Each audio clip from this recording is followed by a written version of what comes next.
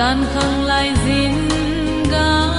brelin a hung vilun hinna dam na thu pha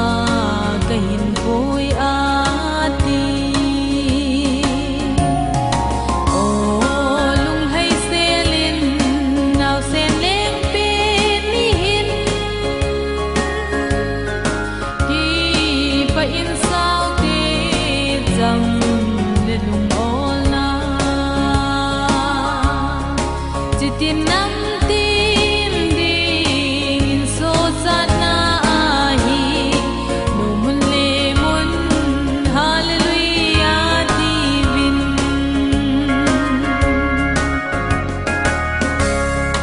zu in van tir sang san van lai zola hung tila in chung langai asa ve chung nung pe na pa thin lo pi na hi hen lei chunga ki pa le cham na leng hen o lung hai selin naw sen leng pe ni hin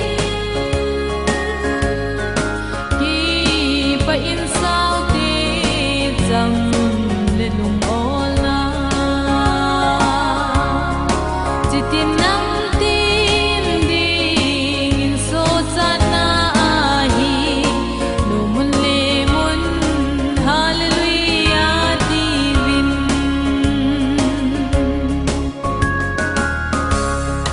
ki pa u te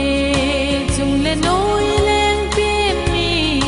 ban khong pi le nei khong pi ging to hen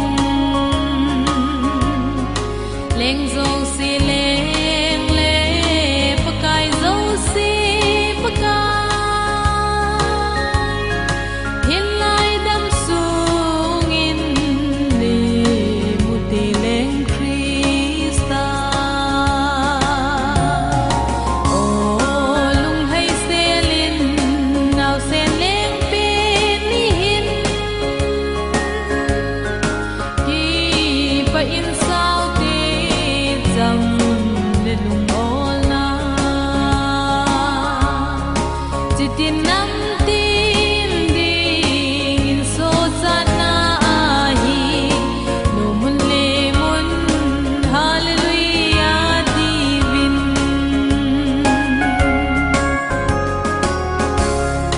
kel moi ching hon chu ko pi sung zo nun so lam mi ching ten zong chu ko zo nun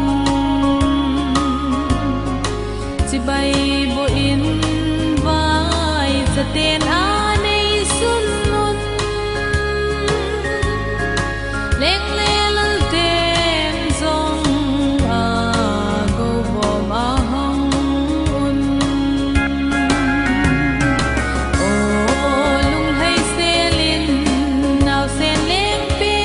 ni hin ki pa in sao te jam le lung ol na chitin